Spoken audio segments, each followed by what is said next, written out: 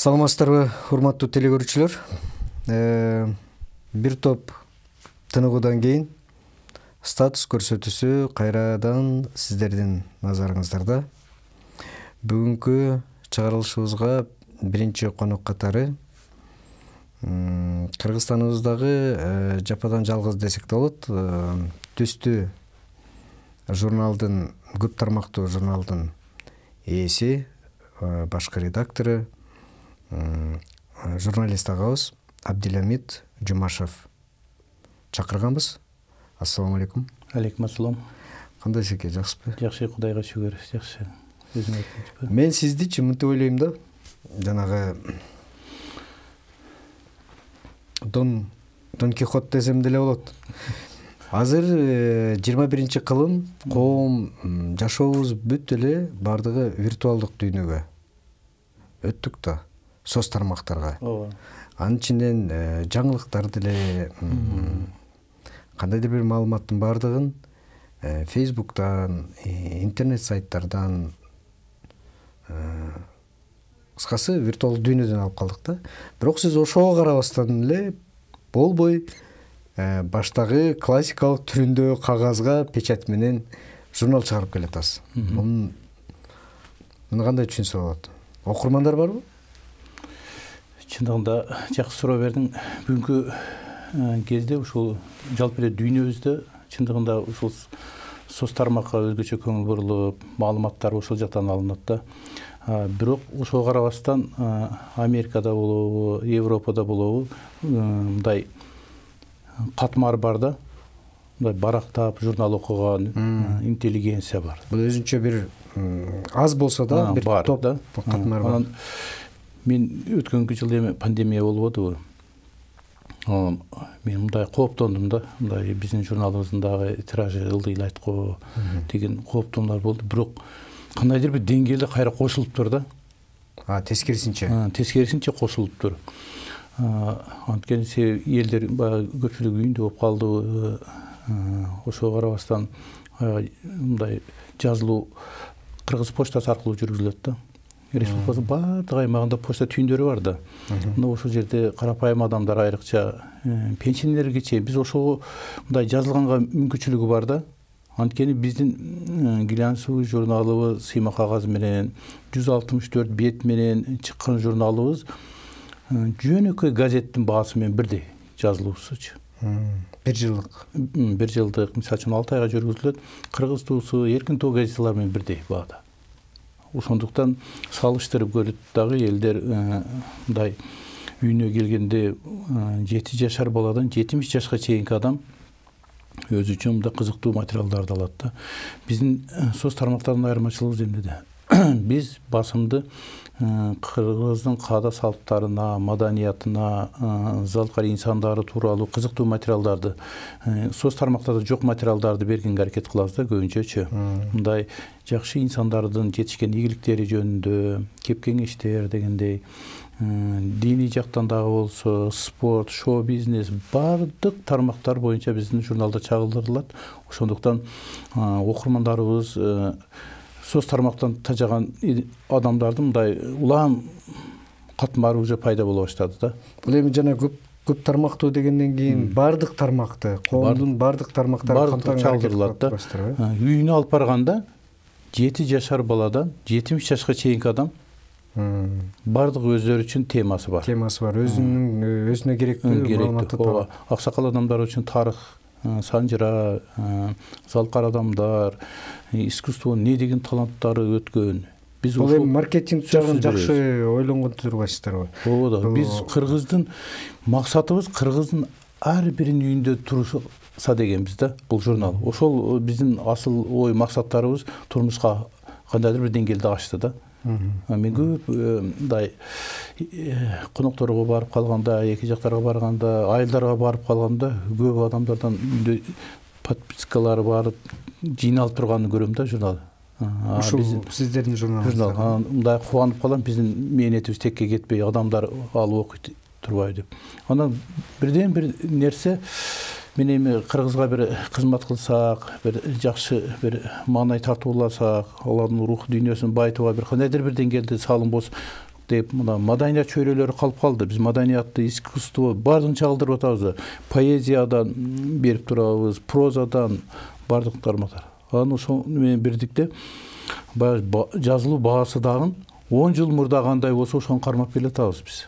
Канча сом? 150 сом. Bir жылга? Жок, bir айга. Bir айга. Почта кызматы кошот, бир аз кошулат. Ошону менен лейликти болобу, же болбосо ат башыда үйүнө жеткирип берет да. Бул эми азыр газеталар 20-30 сом да. Ага салыштырмалуу бул журналды алган өтө мындай жакшы нерсе. Биз журналыбызда мисалы үчүн бул жерде митинг болуп аттыр, же болбосо бирөөнү мындай болуп калды, коррупция менен кармалыптыр деген нерседен алысыраак болуп, биз түбөлүктүү нерселерге басым жасайбыз да. Ошондуктан окурмандарыбыздын саны Кудайга шүгүр азайбай кайра көбөйүп атканы ошо биздин туура багытта баратканыбыздан кабар берет деп ойлойм да. Негизи азыркы ушундай абдан негативге толгон жашоодо менимче ошондой позитивдүү маалыматтар элге көбүрөөк керек болуш керек, пайдалуу болуш керек. Биз азыр сиз экөөбүз журнал боюнча көбүрөөк сүйлөшсөк, бул реклама сыяктуу кабыл алышат да. Анан ойлоп да калышы мүмкүн кээ бирлер. Руслан Абдулемит экеден акчаны жакшы эле алган экен, анан аябай сүйлөтүп атат депчи. Ошон үчүн биз мындай журналистика боюнча, маалымат боюнча мындай жалпылап сүйлөшөлү да. Эмнегедир азыр башта эсиңизде болсо, сиз жанагы эски жанагы классикалык журналистиканын мектебинен өткөн адамсыз да. Эсиңизде болсо, азыр ушундай болуп калды. Бул тарых сыяктуу эле болуп калды да. Деги журналисттер элди аралап жүрүп, маалымат таап, анан ошону мындай бир коомдун көңүлүн бура турган маселеге айлантып туруп жазып чыгышчу. Гезитке болобу, телевиденияга болобу, же башкага. Азыр болсо ал андай болбой калгандай сыяктуу да. Азыр жана Фейсбуктан ар бир адам эле журналист, ар бир адам кабарчы, анан могул классикалык үлгүдөгү медиа борборлор дагы гезит журналдар билбейм кандай иштейт, бирок телевидениялар, радиолор ошол Фейсбуктан кээ бирлеринин постторунан алып туруп анан жаңылык кылып бергендери, бул кандай, туурабы? Же биз бул мезгилдин талабы ушундай деп, анда журналистиканын мектеби бузулбайбы, подходу бузулбайбы дегенсиз? Мектеп бузулуп атат десек болот да. Азыр Кыргызстанда бир мисалы үчүн бир 10 сайт болсо, маалымат бирдей эле да. Бардыгында окшош. Барлыгы окшош. Бир булактан алат, сүрөтүн башка коет, да баш салышын өзгөртүп коюш мүмкүн. Калганы ошол эле боюнча да. Анан бул жеңил желпиге сенсация издеп, ошондой ар кандай бир мындай жаман нерселерди, негативдер көп болуп атпайбы? Биздин окурмандарыбыз деле ошо кызыгуусу серион ошондой нерсеге жакын окшойт. Сразу эле мындай окуганга, бат кабыл алганга.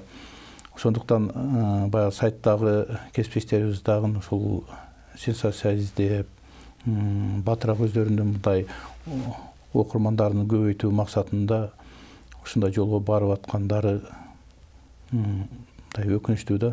Ар бир сайттарда мисалы үчүн жакшы бир экономикалык же саясий жактан же мындай инвестиция тарабынан аналитикалык жакшы ой толгоолор, материалдар, мындай талдоолор жок да, негизи жок эсе.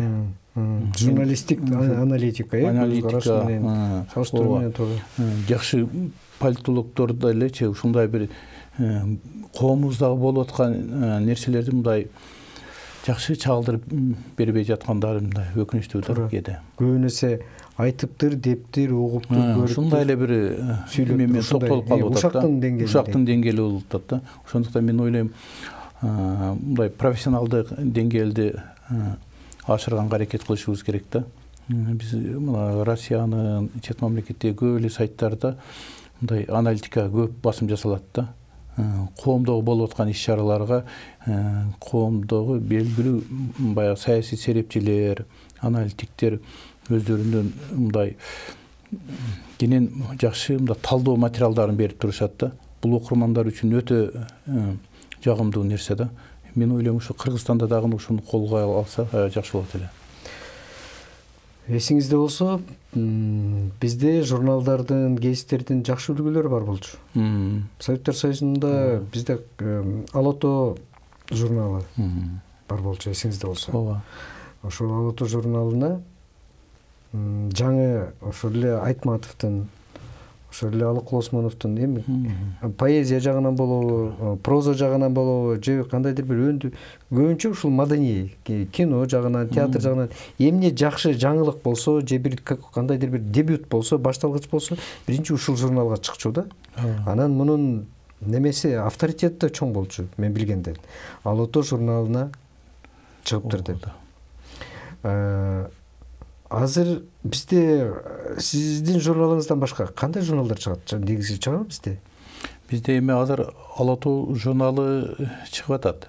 Азыр чыгып атат. Кайра жандандырып, Жазушулар союзу колго алып, жакында мен Маркабай Аматов агай менен жолугуп калдык. Ал киши ошол жерге Алото журналынын башкы редактору болуп барыптыр.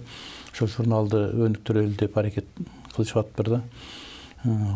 Ай сайын чыгып атат экен. Бул мамлекеттик журнал болуп калды ошондой. Жекеле. Эми бул мамлекетибиз жазуучуларды дагы мындай кордогондой эле болуп калды да. Же мамлекеттик бюджеттен акча бөлүнбөйт. Же алардын имараттары отурган жерлери, арендалары, аларга шарттары жок, карап туруп. Өткөндө мен Facebook'tan Özbekistan'ın Жазушулар союзунун имаратын көрүп, аларга түзүлгөн шарттарды көрүп, оозум ачылып калды. Ушунча заманбап, ушунчалык сонун, мисалы үчүн мындай Дордой плазадай жакшынакай имарат экен алардыкычы. Бүт жазуучуларга үлгөн. Алардын мисалы үчүн драм театрга пьесалары коюлуп, президент баш болуп, жумасында эмне кылыптыр. Ошол барып, ошо театрга барып, министрлер менен чогуу барып, театрга барып, ансыз да ал киши өтө мындай маданиятка чоң маани берет экен. Жазуучуларын колдоп, мамлекеттик сыйлыктарга мындай чоң гонорарларды коюп, китептерин чыгарганга мамлекет тарабынан, мисалы үчүн мамлекет тарабынан бизде өтө кыйын да азыр китеп чыгарган. Жок эсе да. Негизичи. Эми мамлекеттин биздин абалын түшүнсөк болот. Биз азыр ушундай бир бул бүгүнкү күндөгү бийликтин күнөөсү эмес, бул кечээки бийликтин да күнөөсү эмес. Бул менимче 30 жылдан берки Кыргызстандын ошол башында тургандардын мен эмес деген мамилесинен, менин кичинекей жасаганым эмне болуп калыптыр билинбей калат деген мамилесинен келип топтолуп отуруп бүгүнкү мындай бир коллапс жагдай жолу жок немеге капталып калгандайбыз да. Бирок эми муну менен жашоо түгөнбөйт да. Биз аракет кылышыбыз керек, өнүгүүгө аракет кылышыбыз керек, кайра жаралууга аракет кылышыбыз керек. Менимче ошол сиздин жасап аткан мындай ишиңиз деле ошолордун бир бутагы сыяктуу да. Мисалы үчүн эми мындай караганда сизге эмне кереги бар дейм да, бирөөнүн ийгиликтери жөнүндө жазып, аны кыйналып. Азыр мисалы үчүн Facebook'тан же интернет сайт ачуу бул текейден арзан да. Мисалы үчүнчү бир ат коем, news бирдемке деп. Анан шаблон табам. Анан тияктан бияктан тиги дептир, бул айтыптыр, бул мындай деп сүйлөптүр, тиги мына даяр сайт маалыматтык. Журналды жасоо кандай жүрөт? Ал деле ошондой? Жок, журналды жасоо бул өтө кара мeenек да. Бешенетер менен биз ошол 10 жыл болду. Быйыл 10 жыл болду. 10 жылдан бери келет. 10 жылдан бери, 10 жылда 120 ай бар да. 120 жол чыктык. Бул Кыргызстан тарыхында Союз мезгилинде эле болгон эмес экен. Ошондой стабилдүү чыккан. Биз ушул эгемендүүлүк болгондон бери Кыргызстан тарыхындагы эң бир туруктуу чыккан журнал болуп калдык да. 120 жолу чыгып атабыз Кудайдын колдоосу менен. Бизде ушул Кыргыздын залкар инсандары мисалы үчүн Исхак Разаковдор жөнүндө, мисалы үчүн Кайыргүл Сартбаевалар бар, эжелерибиз бар, Дариха Жалгасынова, Самарток, бүт ошол жаш мыңдар көбү билбейт да ошол эжелерибизди. Ошондуктан биз журналда көбүрөөк чагылганга аракет кылабыз да. Анткени биздин журналдарга көп мектептен китепканалары жазылганда, китепканага кирсе бир журнал болсо дагы канча окурмандар окуйт, жаштар. Бул журналдын мындай элге тартылып турганы мындай ички жасалгалоосу дагы заманбап. Биз дизайны көп көңүл бурабыз да. Анан мазмунуна кызыктуу материалдар бар. Спорттон дагы дүйнөлүк атак даңкка жеткен спортсмендер тууралуу да кеңири материалдар беребиз да. Ошондуктан биз журнал чыгаруу боюнча Борбордук Азияда биз алдыда биринчи орундабыз десем болбойт да. Анткени бизди деңгээлге Казакстанда жетпейт журнал чыгарып. Мен 3-4 жыл мурда биздин журнал Түрксойдун сыйлыгын алып калды.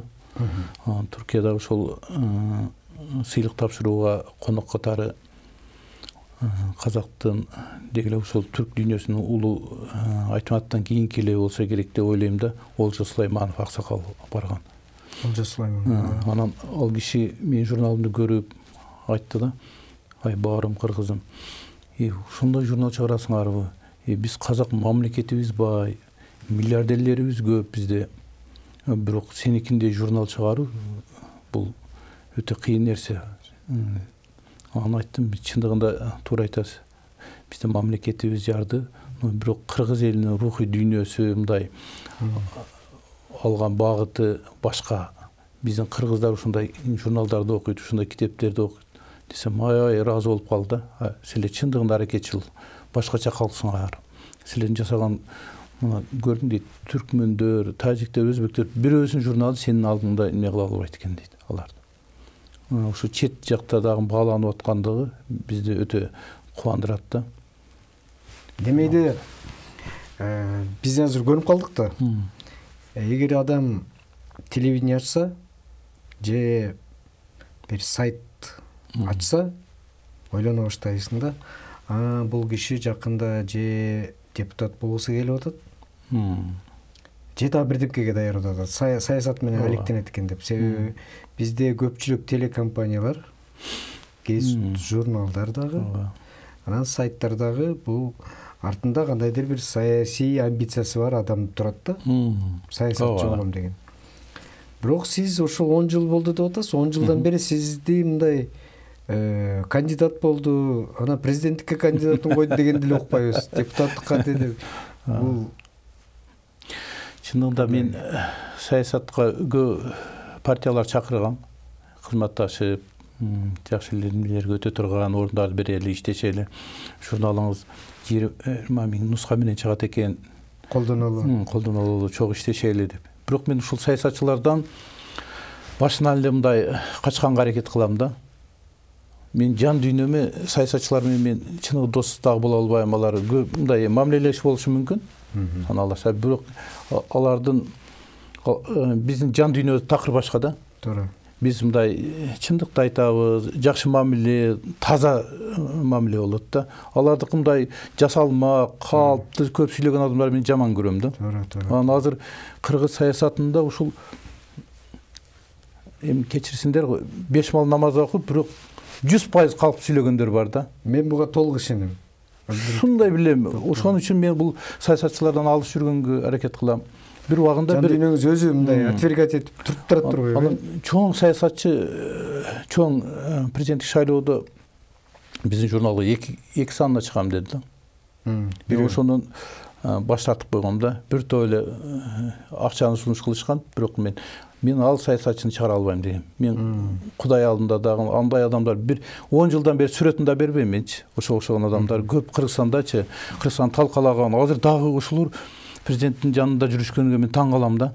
Бул ошондой, бул бийликтин табияты ошондой. Табияты ошондой экен да. Күчтүү колунда бийлиги бар адамдарды тегеректеп дайыма ошонун калдыктарынан тамактанган кандайдыр бир өзүнчө топ болот экен да. Бул эми жашоо жаратылыштын мыйзамы ошондой окшойт.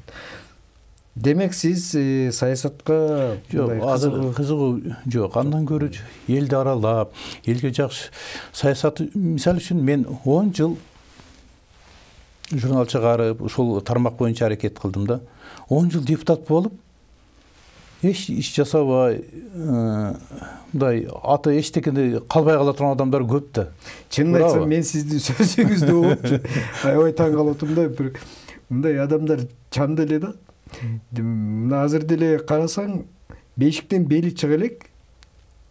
Балдар, кыздар депутат болом. Анан депутат болом деп, саясатчы болом деп, анан бир А менен Б'нын айырмасын билбей бир эме чын айтасың, ушундай тобо дейсиң да. Ооба. Бул эме, бул саясат эмес. Бул саясаттын бузулган бир мезгили окшойт деп атам да. Бул көбүнчө интрига, амбиция. Анан көпчүлүк бул жашырганыбызда эмне? Көпчүлүк адамдар ушинтип ойлоп калды окшойт. Кыргызстанда тез байынын бир эле түрү бар, жолу бар. Ооба. Батыраак бийликке келип, туура айтасың. анан бир креслону кучактап отуруп, бирөөгө приказ берип, бир жерден акча алып отуруп. Мамлекеттин эсебинен. Туура. Мен дагы ошондой ойдом. Ошондой болуш керек деп эле ойлоп калдым да. Мына азыр сөзүңө аралчы жаштар деле ошондой болуп, кызматка келип, сразу былыктар чыгып атпайбы? Ооба да. Ошолор максат ошондой экендигин туруң сөзү көрсөтүп атпайбы? Анан мен деле кээде сабакшап өтө көп ойлоном да. Жаш балдар депутат эле. Сен бир өзүң семьяңды бакчы биринчи. Жакшынакай семья түптө, бир жерде иште бир 10 адамга жумуш бер, жакшынакай бир ишкана ач, мамлекетке бир аз салым кош. Балдарың курсагы ток болсун. Аялыңдын үстү бүтүн болсун. Өзүң карыз. Анан депутат болсом оңдойм дейт да. Вай. Ушундай бир катмар пайда болду да. Эми бул муну философиялык көз карашта карап коюш керек экен. Ооба. Азыр биз орозо айында отурабыз да. Куранда да айтат, бирок ушуну кээде эстегенде жүрөгүм чыгып кетет. Акыр заманда баардык нерсе теңирден тескери башкача болот деп. Эми Кудай өзү гана сактасын да. Кудай өз Кыргызды сактап эле келатат негизичи. Абдулемтик, мен эмени мына басма бизде мисал үчүн басмаканалар.